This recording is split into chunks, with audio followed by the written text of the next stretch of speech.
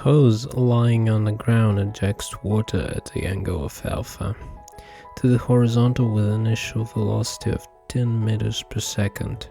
The cross-sectional area of the hose's opening is 5 centimeters squared. Determine the mass of water jet in the air. First, let's draw the trajectory of the water stream.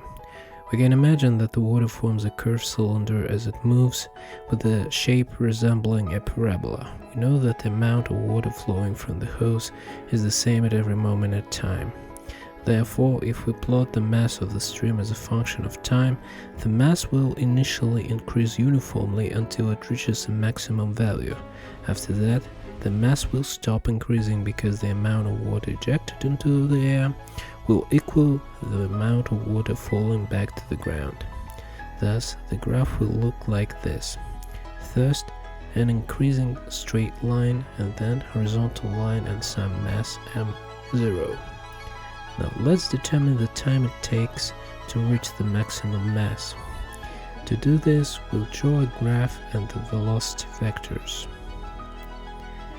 At the initial moment, the velocity is directed at angle alpha to the horizontal. At the final moment, the velocity is also directed at angle alpha, but below the horizontal. The change in velocity occurs due to the force of gravity. Consider the triangle formed by the vectors. Half of the vector gt is equal to the projection v0 sinus alpha. The total time of flight can then be expressed as t equals 2v0 times sin alpha divided by g. This time will be useful later.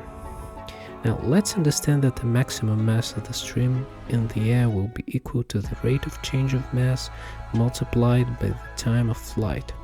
Let's express the rate of change of mass.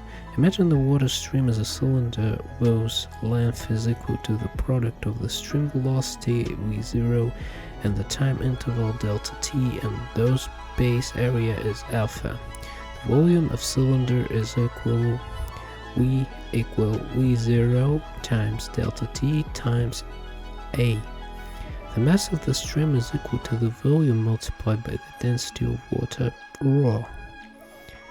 So here we can do this simple mathematical tricks, and now we get the equation for mass. So that's it. This is the answer to the problem. If you enjoy solving physics problem or are preparing for competition, don't forget to like, subscribe and hit the bell icon for more content like this. Join my Telegram channel for additional physics resources and problem solving tips.